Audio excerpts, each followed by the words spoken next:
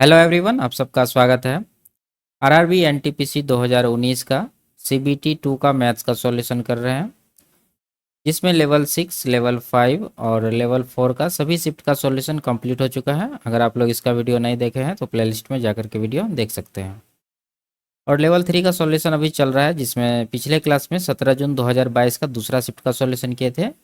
आज की क्लास में 17 जून 2022 का तीसरे शिफ्ट का सॉल्यूशन करेंगे। ठीक है, शुरू करते हैं। उससे पहले चैनल पर नए हैं तो चैनल को सब्सक्राइब कर दीजिए। आगे बढ़ते हैं।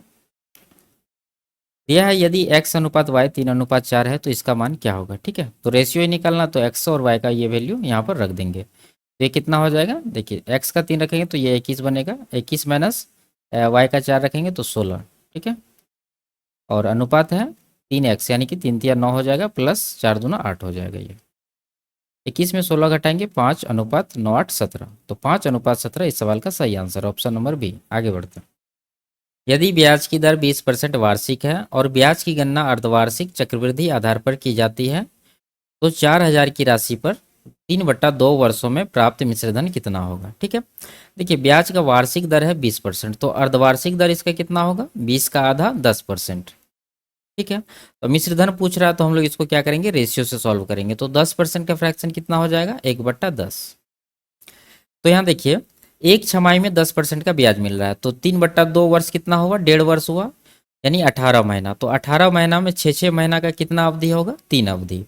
यानी ये जो 10 से 11 इसका बनेगा मिश्रधन। ठीक है, 1/10 रेट है, तो 10 अगर मूलधन है तो इस पर 1 का ब्याज मिलेगा। तो क्या रेशियो बनेगा, 10 से 11। तो इस तरह का 3 अवधि हुआ 6 महीना का, तो इसको हम लोग क्या करेंगे, क्यूब करेंगे। तो इसका जो रेशियो बनेगा, यानी ये पी हो गया, ये ए हो गया, मूलधन मिश्रधन। तो ये बन जाएगा 1000 अनुपात 1331।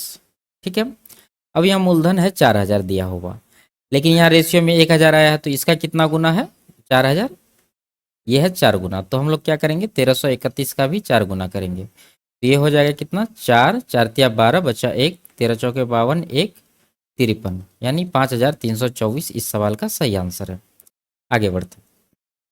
ऋतिक एक मेज को 37.5% के लाभ पर बेचता है। यदि उसने इसे 12.5% कम पर खरीदा होता और इसे 330 कम पर बेचा होता तो उसे 10% का लाभ होता। मेज का क्रय मूल्य 1000 से कितने परसेंट कम है। ठीक है, तो ये जो है परसेंटेज, इसको फ्रैक्शन में लिखिए। तो ये कितना हो जाएगा, 37.5% हो जाएगा, 3/8। ठीक है, 1/8 होता है 12.5%। तो यहाँ पर 12.5 का 3 गुना है 37.5, तो 1/8 का भी इधर 3 गुना करेंगे। ठीक है, और यहाँ है 12.5%, तो इसका हो जाएगा 1/8, और यहाँ है 10%, तो इसका हो जाएगा 1/10। ठीक है, तो हम लोग जो सीपी मानेंगे, यानी क्रय मूल्य जो मानेंगे ये मेज का, तो इन तीनों का एलसीएम, ताकि कैलकुलेशन करने में आसानी हो। तो ये तीनों का एलसीएम कितना हो जाएगा, ये हो जाएगा 40। ठीक है, तो हम लोग मानते हैं स्टार्टिंग में जो मेज का सीपी था वो कितना था, 40। तो पहला कंडीशन के अनुसार क्या कह रहा है कि इमेज को 37.5% के लाभ पर बेचता है। यानी जब 40 का, ये जो 37.5 का फ्रैक्शन है 3/8, इतना निकालेंगे तो कितना हो जाएगा, 8×5 = 40, 5×3 = 15, यानी कि 40 पर 15 का प्रॉफिट होगा, तो एसपी हो जाएगा 55 रुपया। ठीक है, अब आगे देखिए, यदि उसने इसे 12.5% कम पर खरीदा होता, तो ये जो सीपी है 12.5% कम कर दीजिए। 12.5 मतलब 1/8 कम कर दीजिए, तो 40 का 1/8 कितना हो जाएगा, 5। तो 5 में, इसमें हम लोग 5 माइनस कर देंगे, तो ये कितना बन जाएगा, 35।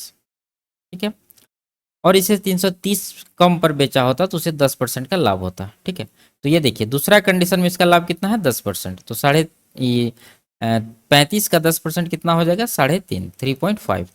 जब इसमें जोड़ेंगे तो इसका विक्रय मूल्य कितना बनेगा, 35×3 = 38.5। ठीक है, अब यहाँ पर क्या कह रहा है कि इसका विक्रय मूल्य 303 कम होता। पहले विक्रय मूल्य था 55, अब कितना है, 38.5। तो कितना कम हुआ है, ये हो गया है 16.5 का कमी। ठीक है, 16.5। इसी का वैल्यू, ये जो कमी हुआ है, ठीक है, 16.5 यूनिट, इसी का वैल्यू है 330 रुपया। तो यहाँ देखिए ये 20 गुना है। ठीक है, 165 गुना 330 होता है, 1 दशमलव है, तो ये 20 गुना हुआ। तो अब यहाँ पर क्रय मूल्य निकालना है, तो क्रय मूल्य कितना है, 40। तो 40 का 20 गुना करिए, 40 गुना 20, ये हो जाएगा 800। अब ये कह रहा है सवाल में कि 1000 से कितना परसेंट कम है। तो 1000 से 800 कितना कम है, 200 कम है। 200 कम है, लेकिन 1000 पर निकालना है, तो 1000 का कितना परसेंट है, 200, ये हो जाएगा 20%, ऑप्शन नंबर डी। ठीक है, आगे बढ़ते हैं। 10 मीटर लंबे खोखले स्टील के पाइप के आंतरिक और बाह्य व्यास क्रमशः 15 सेंटीमीटर और 17 सेंटीमीटर है। यदि इसके पृष्ठ के 1 सेंटीमीटर स्क्वायर हिस्से को पेंट करने की लागत 0.15 रुपया है, तो इसके सभी पृष्ठों को पेंट करने की लागत ज्ञात कीजिए। देखिए यहाँ पर सभी पृष्ठ को पेंट करना है, इसका मतलब इसका कुल पृष्ठीय क्षेत्रफल निकालना है खोखला बेलन का। तो इस तरह से ये पाइप जैसे होता है,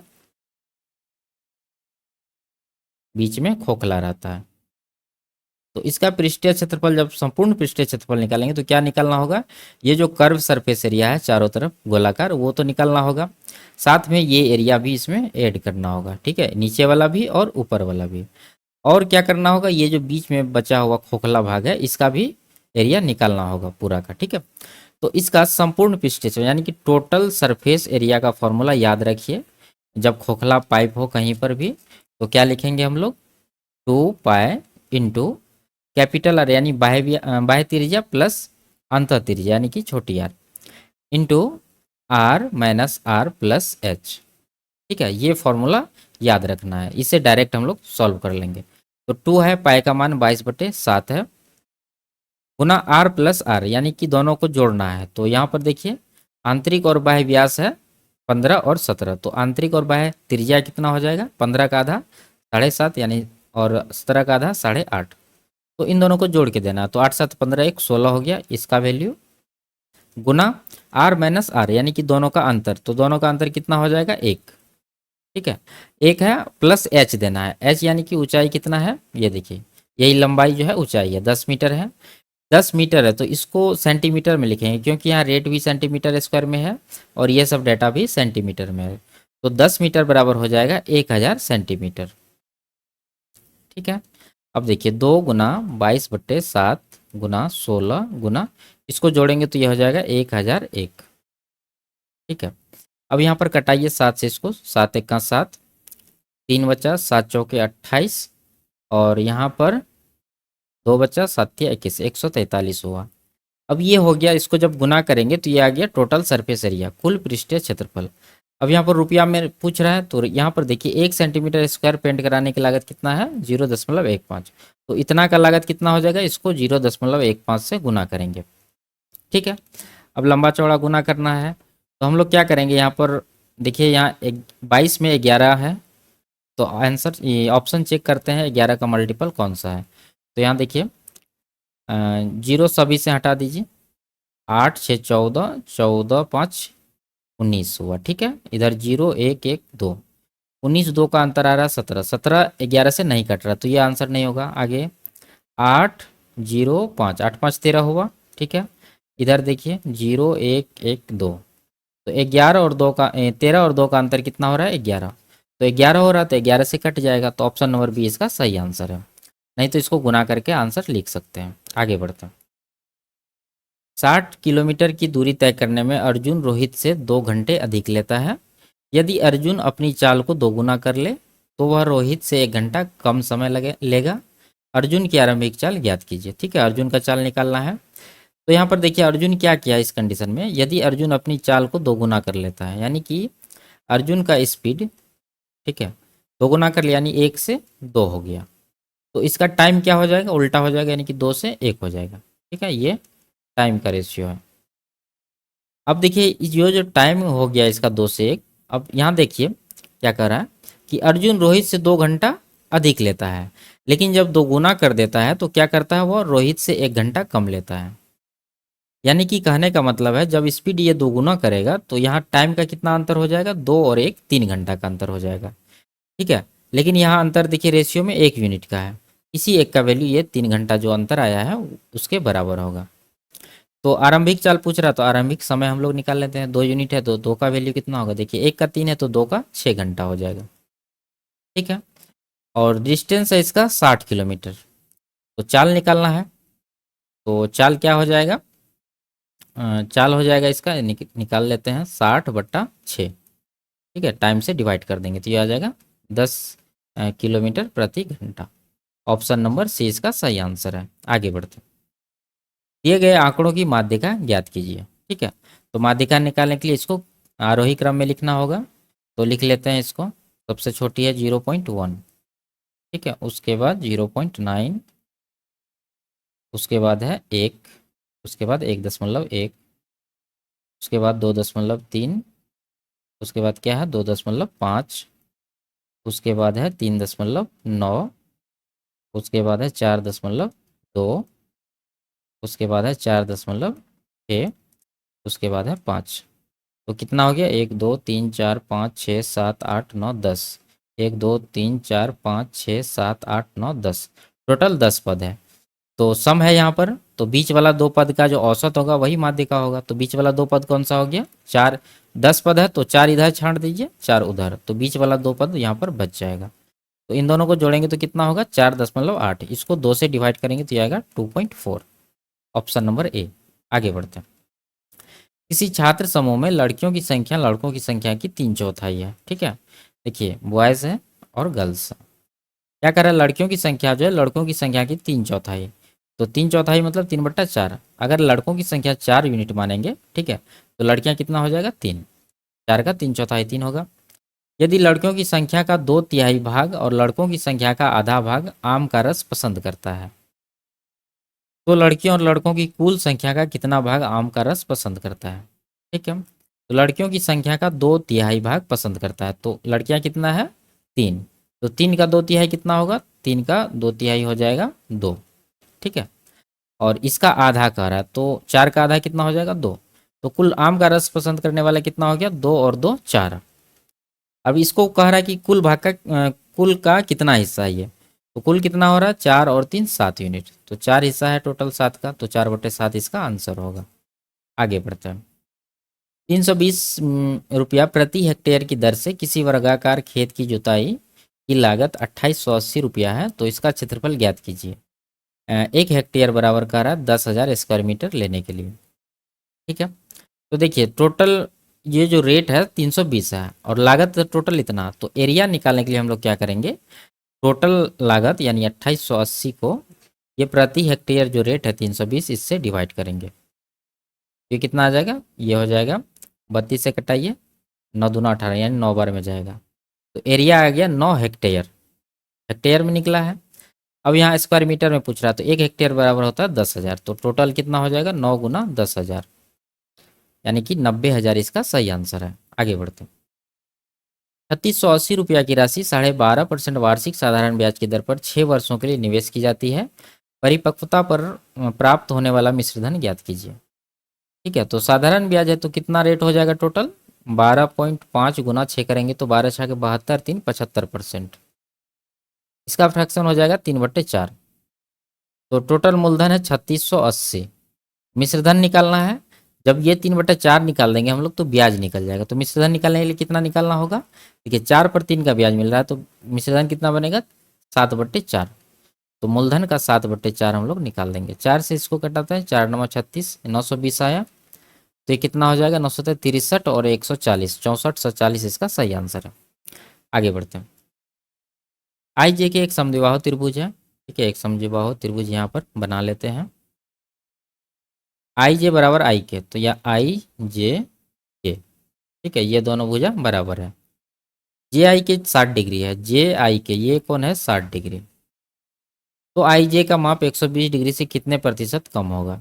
तो आई जे के कौन सा कोण है, आई जे के ये कोण, क्योंकि ये दोनों भुजा बराबर है, ये 60 डिग्री है तो बाकी बचा भी 60 60 होगा, ठीक है। 180 में ये 60 माइनस करेंगे 120 होगा, 120 को 2 भाग में बांटेंगे 60 60, तो ये एक समबाहु त्रिभुज हो गया, ठीक है। अब ये जो कोण है 60 डिग्री का, ये 120 का कितना मतलब कितना परसेंट कम है, तो सीधा 120 का 60 कितना है 50% है, इसका मतलब 50% का कमी है, ऑप्शन नंबर सी। आगे बढ़ते हैं। सचिन और सहवाग के पास कुल 950 रुपया है। सहवाग से 250 रुपया लेने पर सचिन के पास उतनी ही राशि होगी जितनी सहवाग के पास पहले से थी। उन राशियों का अनुपात ज्ञात कीजिए जो प्रारंभ में सहवाग और सचिन के पास थी, ठीक है। ये सहवाग है और ये सचिन है, ठीक है। देखिए ये हेर फेर क्या हो रहा है, कितना रुपये का 250 रुपये का, तो हम लोग 950 में ये 250 पहले माइनस करिए, तो ये कितना हो जाएगा 700 बच जाएगा। अब 700 को 2 भाग में बांटिए यानी 350 और 350, ठीक है। सचिन में भी सहवाग में भी 350 देते हैं और सचिन में भी 350 देते हैं, अगर ये जो कह रहा है ये कंडीशन कि लेने के बाद, तो हम लोग अगर नहीं लेंगे तो सहवाग के पास कितना होगा, ये 250 अधिक होगा, वो हो जाएगा 600 रुपया, और ये हो जाएगा कितना 350। अब ये कंडीशन हम लोग चेक करेंगे, क्या ये जो 250 है अगर यहाँ से उठा के इधर दे देंगे, क्या वो रेशियो पलट जाएगा। तो देखिए अभी 600 और 350 है। अब हम लोग क्या करेंगे, इससे ये 250 जो है जो जोड़े हैं इसमें, इससे हटा के ठीक है इसमें जोड़ देते हैं। क्या इसके पास भी 600 बन रहा है, 600 बन रहा है, और उसके पास 350 रह जाएगा। तो यही जो है प्रारंभिक रेशियो हो जाएगा इसका, यानी कि क्या हो जाएगा 600 और 350। तो 600 350 का रेशियो पूछ रहा है, तो जीरो जीरो काट देते हैं, 5 से 12, 5 से 7, तो 12:7 इसका सही आंसर होगा। आगे बढ़ते हैं। वह छोटी से छोटी संख्या ज्ञात कीजिए जिसे इन सब संख्या से विभाजित करने पर प्रत्येक स्थिति में शेषफल 2 प्राप्त हो। तो इसका क्या नियम है, इन सब का एलसीएम निकालेंगे और उसमें 2 जोड़ देंगे। तो एलसीएम निकाल लेते हैं, कितना हो जाएगा। सबसे बड़ी संख्या से शुरू करते हैं, 15। 14 का 15 में कुछ नहीं तो 14 से गुना करना पड़ेगा। 13 का भी कुछ नहीं तो 13 से भी गुना करना पड़ेगा।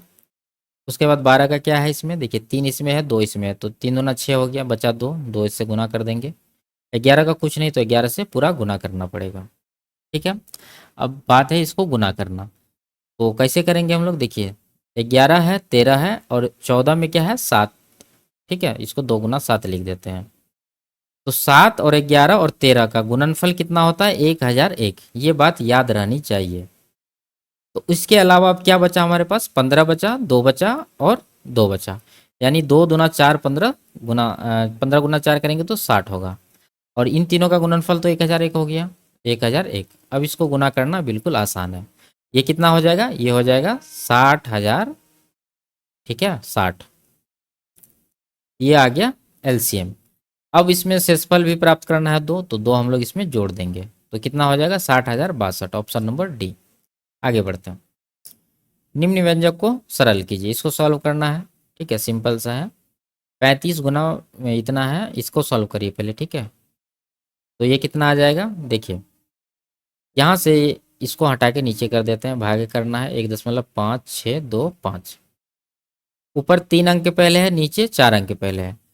तो हम लोग क्या करेंगे, ये जो नीचे एक अंक ज़्यादा बन रहा है इसके लिए एक जीरो यहाँ पर लगा देते हैं, यानी 10 बैठा दी।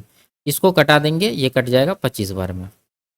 ठीक है, अब देखिए 5 से 25 बार में, 5 से 2 बार में, तो 5 से जब 2 को डिवाइड करेंगे, ठीक है, ये 2/5 आया इसका वैल्यू, 2/5। ये होता है 5 चौके 20, यानी कि 0.4। अब इसमें 0.4 माइनस करना, तो ये कितना बन जाएगा 4, यानी यहाँ का वैल्यू हो गया 4 कोष्टक के अंदर का। अब बाहर सब गुना है तो कितना हो जाएगा, 5 के 20 2 हो गया, 35 दूना 70, यानी कि 7 इसका आंसर होगा। आगे बढ़ते हैं। निम्न समीकरण में x का मान ज्ञात करिए। ठीक है, तो ये सॉल्व करेंगे, लैडर फ्रैक्शन है ये।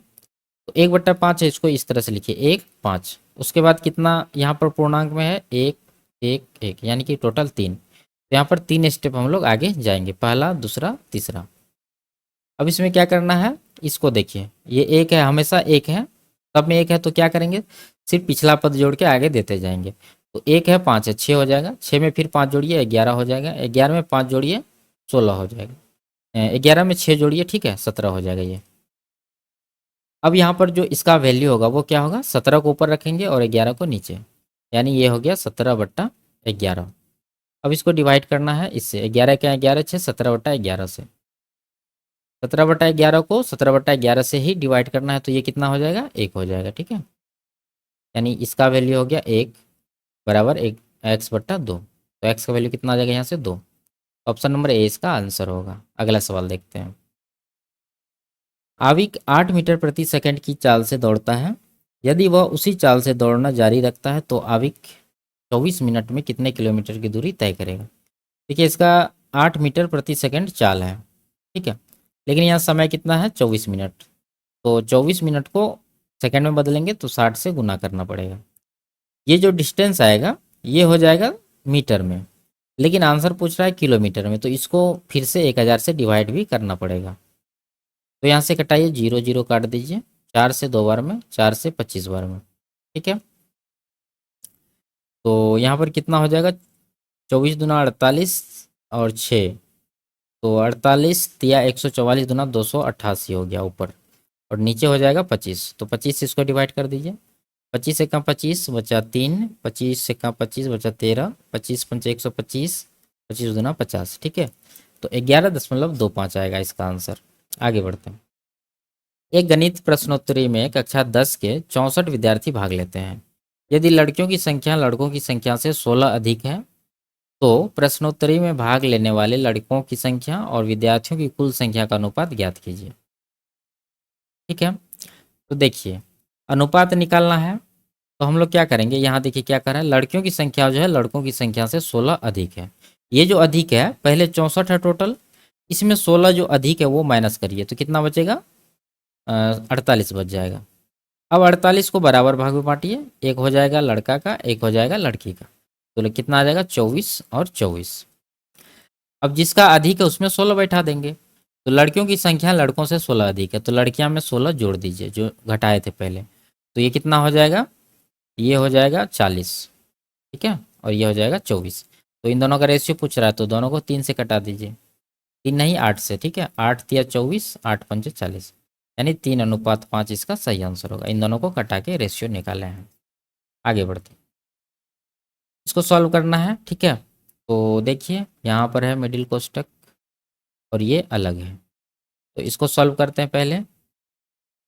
ये कितना हो जाएगा, देखिए 8/4 यानी ये हो गया 8/4 3। अगर ऐसे करेंगे हम लोग तो गलत हो जाएगा ये, तो करना क्या है, देखिए 8 है यहाँ पर, ठीक है, भाग है, रहने दीजिए।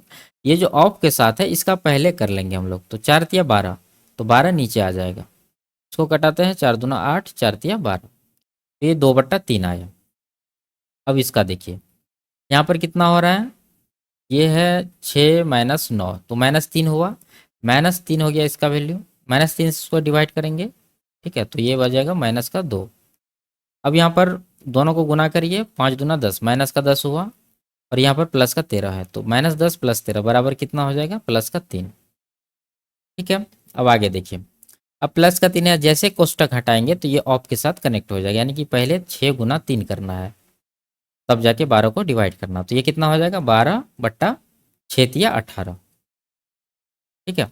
तो ये आ जाएगा 6 दूना 12, 6 तिया 18, 2/3 आया यहाँ भी 2/3 आया है, और बीच में देखिए गुना है, और यहाँ भी 2/3 आया है, तो दोनों को गुना कर दीजिए, तो ये आ जाएगा 4/9। अब इसका वैल्यू देखिए, 5 से इसको डिवाइड करिए, 2 बार में कटेगा, ठीक है, 2 गुना 2 4, 5 में से 4 माइनस करेंगे तो 1, ठीक है, टोटल 1 आ गया यहाँ। अब यहाँ देखिए माइनस है, और इसके आगे जो पूरा वैल्यू वो कितना आया है, 4/9, तो 1 में 4/9 आप फाइनली माइनस करेंगे तो ये कितना बन जाएगा, 5/9। ऑप्शन नंबर डी इसका सही आंसर होगा। आगे बढ़ते हैं।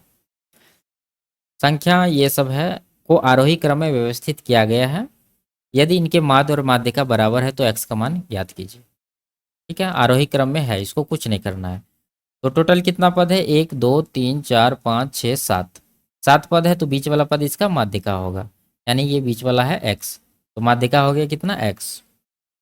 यहाँ क्या कर रहा है, इसका माध्य और माध्यिका बराबर है, तो माध्य निकालते हैं, इसका कितना आ जाएगा, सबको जोड़िए, 4 6 10 10 20 20 40 20 60 30 90 6 96, 96 और एक्स भी है तो प्लस एक्स करेंगे, और इसको डिवाइड किससे करेंगे, टोटल नंबर कितना है, 1 2 3 4 5 6 7, 7 से डिवाइड करेंगे, तो ये इसका हो जाएगा माध्य, और ये हो गया माध्यिका। अब दोनों बराबर है तो बीच में हम लोग बराबर का चिन्ह दे देंगे। अब इसको सॉल्व कर लेंगे, तो देखिए 7x हो जाएगा, उधर से एक एक्स लाएंगे, बराबर हो जाएगा 96, तो एक्स का वैल्यू यहाँ से कितना आएगा, 16 छः के 96 यानी कि 16, ठीक है। इसको माइनस करेंगे, 6 आएगा, 6 से कटाएंगे इसको 16 बार में, तो ऑप्शन नंबर सी इसका सही आंसर होगा। आगे बढ़ते हैं। एक वर्ग का परिमाप 56 सेंटीमीटर लंबाई और 42 सेंटीमीटर चौड़ाई वाले एक आयताकार परिमाप के बराबर है। उस अर्धवृत्त का परिमाप ज्ञात कीजिए जिसका व्यास वर्ग की भुजा के बराबर हो। तो वर्ग का परिमाप क्या होगा, 4 गुना भुजा, और इधर आयत के परिमाप के बराबर कर देते हैं, यानी 2 गुना लंबाई प्लस चौड़ाई, 56 + 42, तो कितना हो जाएगा, ये ए बराबर 56 और 42 जोड़िए, 50 40 90 और 8 98, यानी 2 गुना 98 हो गया। नीचे ये वाला 4 लाते हैं, 2 से कटाइए, 2 बार में 2 से कटाइए, 49, यानी ए का वैल्यू कितना आ गया, 49। अब आगे देखिए, उस अर्धवृत्त का परिमाप ज्ञात कीजिए जिसका व्यास वर्ग की भुजा के बराबर है। यानी ये व्यास कितना हो जाएगा, यही 49 हो जाएगा। ठीक है, तो यहाँ से रेडियस कितना होगा, 49/2, 49 का आधा हो जाएगा। तो अर्धवृत्त है, अर्धवृत्त का परिमाप क्या होता है, पाई आर प्लस डी, या 2r लिख सकते हैं। ठीक है, तो डी लिख देते हैं हम लोग। तो यहाँ आ जाएगा 22/7 गुना आर कितना है, 49/2 प्लस डी हो जाएगा 49। ठीक है, 49।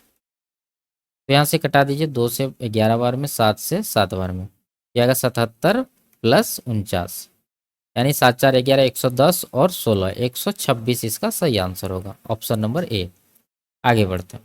एक ठोस लंबवृत्तीय शंकु 11.2 सेंटीमीटर ऊंचा है और इसके आधार की त्रिज्या 2.8 सेंटीमीटर है। यदि शंकु को पिघलाकर एक गोले के रूप में ढाला जाता है तो गोले का व्यास कितना होगा। ठीक है, तो दोनों का आयतन बराबर करेंगे तो गोला का व्यास निकल जाएगा, क्योंकि यही शंकु को ये गोले के रूप में ढाला गया है, तो आयतन यहाँ पर बराबर होगा। तो शंकु है, शंकु का आयतन क्या होता है, 1/3 पाई आर स्क्वायर एच। तो आर है इसका 2.8, तो इसका स्क्वायर करना है तो 2 बार यहाँ पर लिख देते हैं इसको। एच कितना है, 11.2, ये हो गया शंकु का आयतन। अब इसको गोला के आयतन के बराबर करेंगे, तो गोला का आयतन होता है 4/3 पाई आर क्यूब। तो गोला का आयतन में आर नहीं है, आर निकालेंगे तब जाके व्यास निकलेगा, तो आर को आर ही रहने देते हैं। तो यहाँ से पाई पाई कटा देते हैं, 3 भी कटा देते हैं, और यहाँ पर 4 से कटाएंगे तो 2.8 बार में ये कट जाएगा। आर का क्यूब है, यहाँ देखिए 2.8 का 3 बार ग्रुप बना हुआ है, तो आर का मान कितना हो जाएगा, 2.8। तो व्यास पूछ रहा तो इसका 2 गुना करेंगे, यानी कि 5.6 सेंटीमीटर इसका सही आंसर होगा। आगे बढ़ते हैं। एक निश्चित काम को 15 दिन में कर सकता है, बी उसी काम का 1/3 10 दिन में कर सकता है।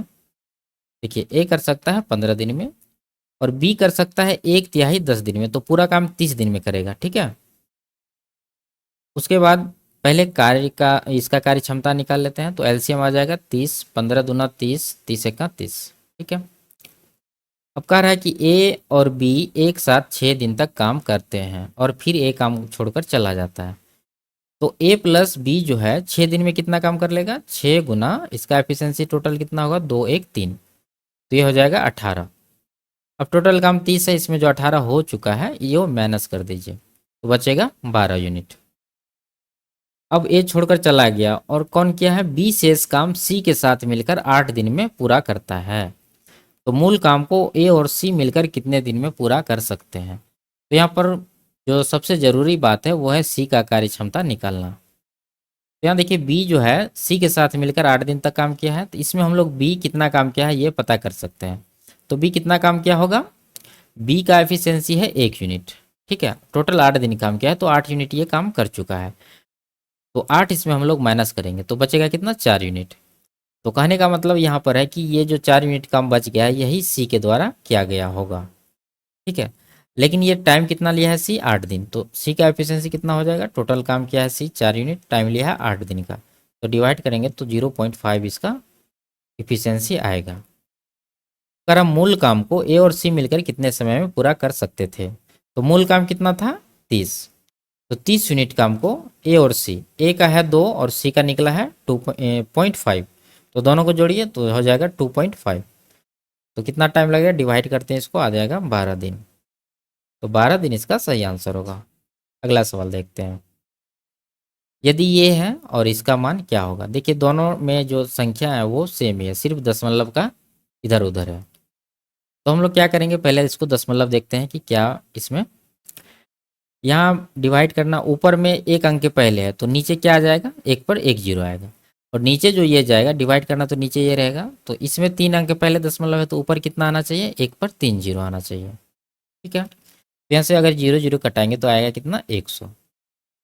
ठीक है, पहला ये हो गया। दूसरा में जब इसको इससे डिवाइड करेंगे, दशमलव को भूल जाइए अभी, तो 108 ही आएगा, लेकिन अब यहाँ पर दशमलव को देखना है। तो देखिए, ऊपर बनेगा क्या, 3 अंक के पहले दशमलव है तो नीचे आ जाएगा एक पर 3 जीरो, और यहाँ देखिए नीचे 2 अंक के पहले दशमलव है तो ऊपर आ जाएगा 100, यानी एक पर 2 जीरो। तो पहला में जो 100 था, ये 100 यहाँ पर बचा के बाकी जीरो को समाप्त करना है। तो दूसरा में जब ये 100 पहला में जो था वो बचा लेते हैं हम लोग, यानी इसको कुछ नहीं करेंगे। अब ये 3 जीरो को हटाना है, जब 3 जीरो को हटाना है तो क्या करेंगे, डिवाइड करना पड़ेगा। तो इसके लिए यहाँ पर जो 108 था इसमें 3 अंक के पहले दशमलव लगाना पड़ेगा, तो यहाँ पर दशमलव लग जाएगा, यानी 0.108 इसका आंसर आएगा। आगे बढ़ते हैं। रवि के पास 1530 अंडे हैं, जबकि विनीता के पास 2380 अंडे हैं, जिन्हें कार्टनों में रखा जाना है। प्रत्येक कार्टन में अंडों की अधिकतम संख्या कितनी होनी चाहिए ताकि वह कार्टन रवि और विनीता दोनों के लिए ही उपयोग हेतु स्वीकार्य हो और उसमें कोई खाली जगह न हो और कोई भी अंडा बिना पैक किया हुआ न रहे। यानी वो कार्टून का जो माप होगा इन दोनों के एचसीएफ के बराबर होगा। महत्तम दोनों का निकाल देते हैं। तो ये कितना आ जाएगा, अंतर लीजिए इसका। 0, 8 में से 3 घटा 5, यहाँ 13 में से 5 गया 8, 850 आ रहा है। ठीक है, 850 से ना ही ये कट रहा है ना ही ये तो कट रहा है, ये नहीं कट रहा है, ये भी नहीं कट रहा। ठीक है, तो हम लोग क्या करेंगे, इसको और तोड़िए, इसको 5 गुना 170 लिख सकते हैं। अब देखिए 170 काट रहा है दोनों को। ठीक है, इसको भी काट रहा है, 17 9 153, और ये भी काट रहा है। ठीक है, 17 1 17, ये 17 चौक 68, ये भी काट रहा है। तो यहाँ पर 170 इसका एचसीएफ हो जाएगा। तो ऑप्शन नंबर डी इसका सही आंसर है। आगे बढ़ते हैं। ब्याज वार्षिक रूप से चक्रवृद्धि होने पर 14,000 की राशि एक निश्चित वार्षिक दर से 2 वर्षों में इतना हो जाती है। यदि ब्याज प्रति 8 माह में चक्रवृद्धि हो तो समान राशि पर समान समय में समान दर से प्राप्त होने वाला चक्रवृद्धि ब्याज कितना होगा। ठीक है, तो यहाँ पर सबसे पहले रेट निकालना होगा। तो देखिए यहाँ पर मूलधन कितना है, ये मूलधन है 14,000 और मिश्रधन कितना है 18,515। 2 वर्ष का टाइम है तो इसका वर्गमूल निकालेंगे तो वहाँ से रेट निकल जाएगा, लेकिन ये बड़ा नंबर है, इसको कटा के छोटा करते हैं। तो 7 से कट रहा है तो ये भी 7 से कटेगा, तो ये आ जाएगा 2,000 और ये आएगा 7 दूना 14, 7 6 की 42, 7 चौका 28, 7 5 35। ठीक है, अब यहाँ पर 5 से कटाइए, 400 आएगा और यहाँ आएगा 5 25, 5 दूना 10, 5 9 45, 529। यानी ये 400 और 529 इसका रेशियो आ रहा है, जबकि टाइम है 2 वर्ष। तो प्रत्येक वर्ष इसका क्या होगा, इसका वर्गमूल यानी कि 20 और इसका वर्गमूल कितना आ जाएगा 23, 20 से 23 होगा। तो यहाँ पर देखिए कितना ब्याज मिला 3 यूनिट का, 20 पर 3 का ब्याज। ठीक है, 20 आएगा नीचे, तो 1/20 होता है 5%, तो 3/20 हो जाएगा 15%। यानी वार्षिक रेट इसका कितना है 15%। अब यहाँ आगे क्या कह रहा है, एक और स्टेप दिया है, ब्याज प्रति 8 माह पर चक्रवृद्धि हो तो चक्रवृद्धि ब्याज कितना होगा। देखिए 1 वर्ष में इतना मिल रहा है तो 8 महीना में कितना मिलेगा, यहाँ पर निकाल देते हैं। टोटल जो रेट है 15%, इसको 12 से डिवाइड करिए और 8 महीना का निकालना है तो 8 से गुना करिए। तो ये कितना आ जाएगा, 4 दूना 8, 4 तिया 12, 3 5 15, यानी कि 5 दूना 10% प्रति 8 महीना में ये बनेगा। ठीक है, अब ब्याज ही निकालना है तो हम लोग क्या कर सकते हैं, इसको सक्सेसिव परसेंटेज से निकाल लेते हैं। तो 10% का रेट है, टोटल 2 वर्ष का समय है तो 8 मासिक अवधि कितना होगा 3 होगा, यानी 8 महीना का 3 अवधि बनेगा और तीनों अवधि में 10% का यहाँ पर ब्याज मिलेगा। तो टोटल जो इसका इफेक्टिव परसेंटेज हो जाएगा वो कितना होता है 3.1% होता है। ठीक है, ये याद रहना चाहिए। तो यहाँ पर से जो ब्याज बनेगा वो कितना बनेगा, वो बनेगा मूलधन यानी 14,000 का 33.1%। तो 0 0 काट देते हैं, गुना करके लिख देंगे। ये देखिए दशमलव भी समाप्त हो जाएगा ये 0 से। तो 14 का 14 बचा 1, 14 तिया 42, 1 43 बचा 4, 14 तिया 42, 4 46, यानी 4,634 इसका आंसर होगा। आगे बढ़ते हैं। इस समीकरण में मूल ज्ञात करने के लिए कह रहा है। ठीक है, दोनों मूल। तो यहाँ देखिए इसको क्या कर सकते हैं हम लोग, 3 गुना x प्लस 9 का होल स्क्वायर लिखिए बराबर 441। ठीक है, ये जो 9 बाहर था इसको भी हम लोग अंदर ले लिए। इस पर तो स्क्वायर पहले से था, इसका स्क्वायर हो जाएगा 3 का स्क्वायर, तो सबको एक साथ कर दिए। तो यहाँ से जब स्क्वायर हटाएंगे तो यहाँ पर क्या आएगा, एक्स इंटू एक्स प्लस 9 बराबर, इधर वर्गमूल लेना पड़ेगा। जब इसका वर्गमूल लेंगे, ठीक है, यहाँ से जब स्क्वायर को ये हटा देंगे तो यहाँ स्क्वायर रूट आ जाएगा, तो इसका वर्गमूल हो जाएगा प्लस का और माइनस का 21। क्योंकि दोनों रूट यहाँ पर दिया हुआ, दोनों मूल निकालना है तो प्लस में भी लेना होगा माइनस में भी लेना होगा। तो अब यहाँ ये 3 है, ठीक है, ये 3 है, यहाँ पर एक्स लिखा गया है गलती से, तो 3 से इसको कटाते हैं 7 बार में, यानी x प्लस 9 बराबर प्लस और माइनस 7। तो x का क्या सब वैल्यू आएगा, देखिए एक बार अगर प्लस 7 में 9 को उधर ले जाएंगे घटाएंगे तो माइनस का 2 आएगा, और एक बार जब 9 को ले जाएंगे माइनस के साथ में तो ये हो जाएगा -7 और -9 -16। तो -2 और -16 इसका सही आंसर होगा। आगे बढ़ते हैं।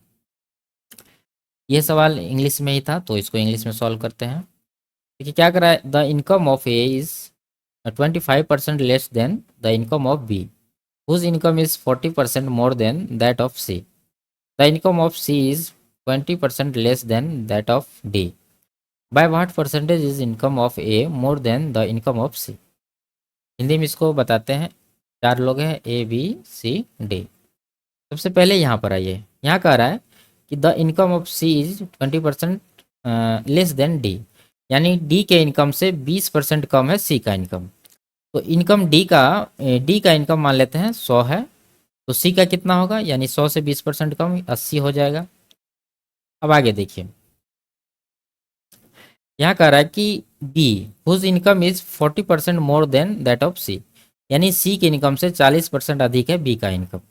तो इसका 40% जब इसमें जोड़ेंगे 80 में तो कितना हो जाएगा, ये हो जाएगा 108 चौके 32, 32 और 80 यानी 112। ठीक है। अब यहाँ का आ रहा है सबसे स्टार्टिंग में कि इनकम ऑफ ए, यानी ए का जो इनकम है वो 20 से 25% कम है। ठीक है, लेस कह रहा है। तो 112 में जब 25% कम करेंगे तो ये आ जाएगा कितना, 84। ठीक है, 28 चौके 112 होता है, 28 से 84 हो जाएगा। यहाँ पर ये सबका इनकम आ चुका है। पूछ रहा है कि ए का इनकम सी के इनकम से कितना अधिक है। तो यहाँ देखिए, A more than the income of C. तो सी का इनकम देखिए 80 है और ए का है 84, तो कितना अधिक है, 4 अधिक है। 80 पर 4 निकालना है तो 4/80 हो जाएगा।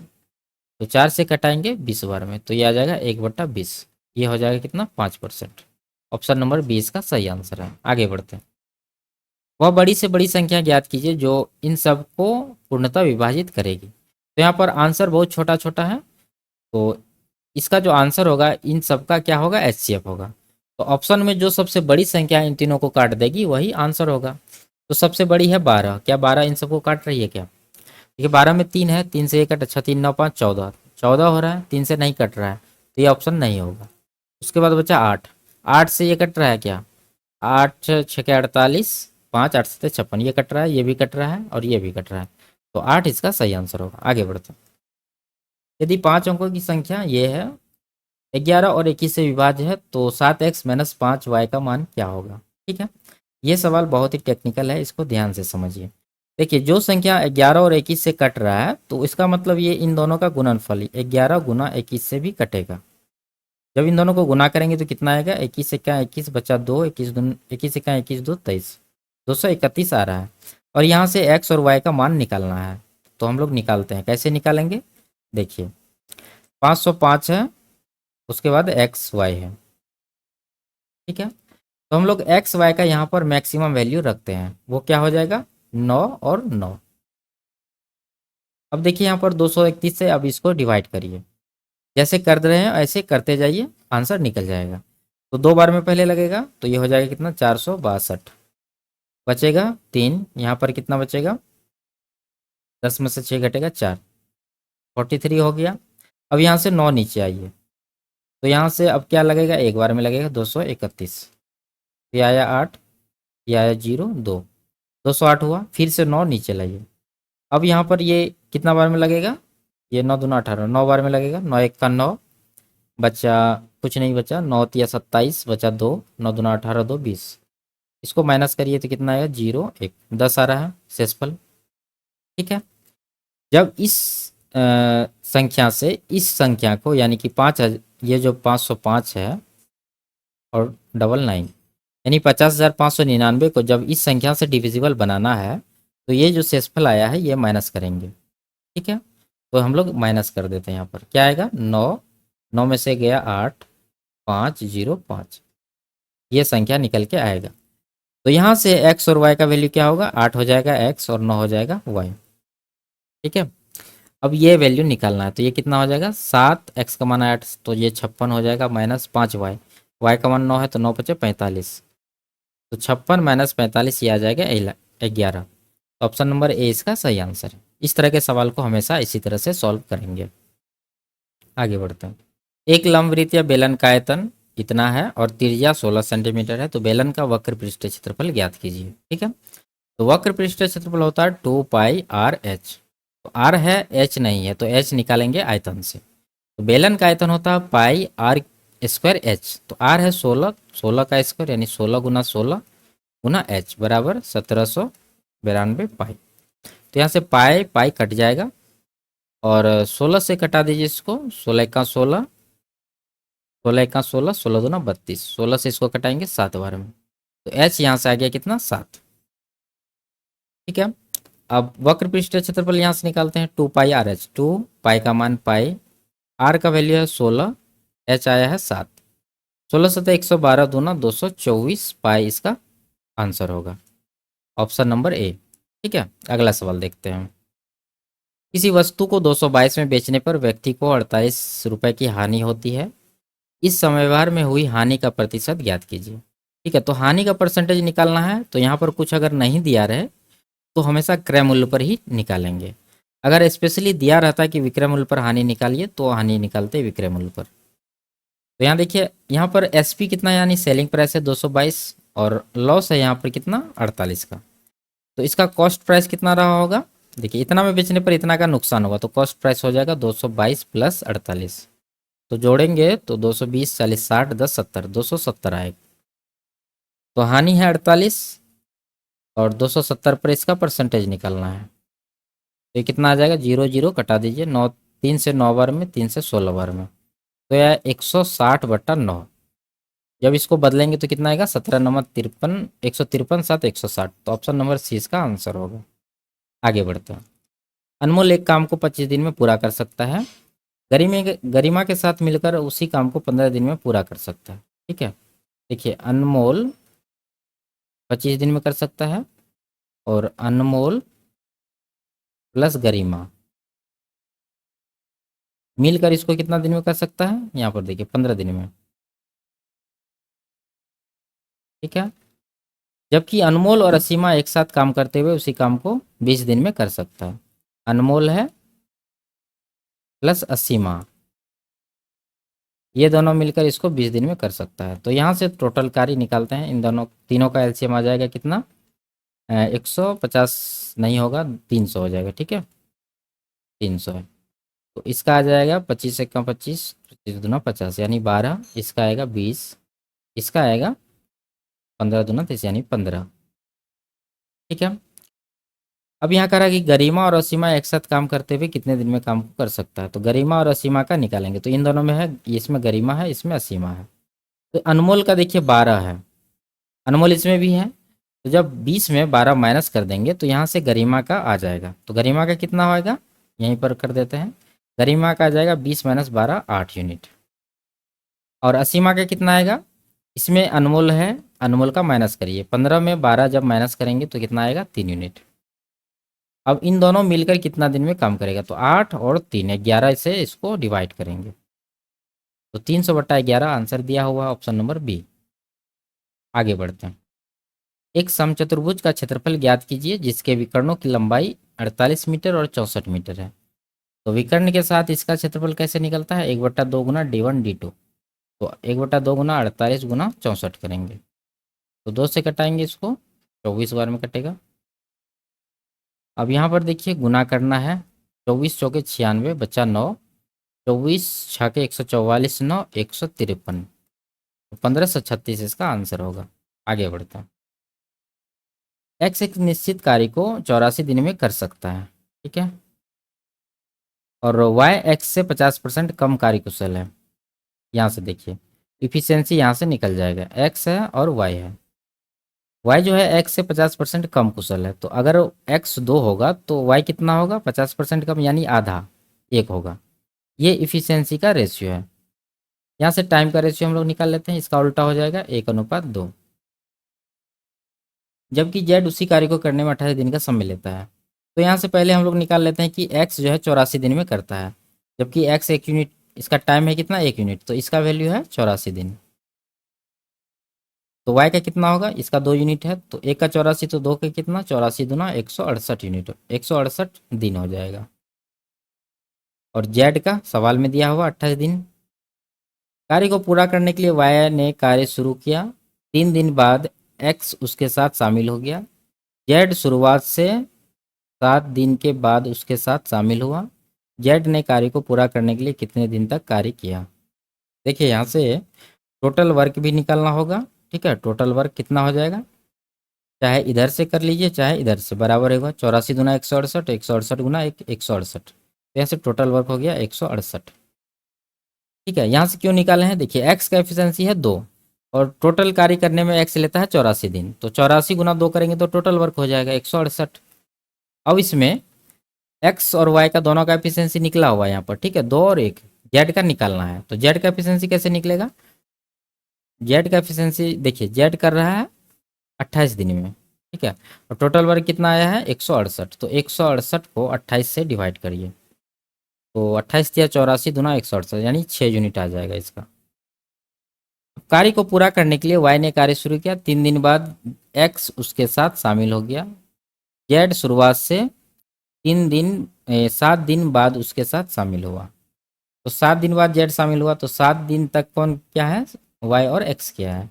लेकिन वाई ने कार्य शुरू किया, तो 3 दिन बाद एक्स जुड़ा है, तो वाई 3 दिन में एक्स्ट्रा काम किया है पहले वाला, तो वाई जो है 3 दिन में कितना काम करेगा, 3 गुना वाई का एफिशिएंसी 1 है, 1, ये हो जाएगा 3।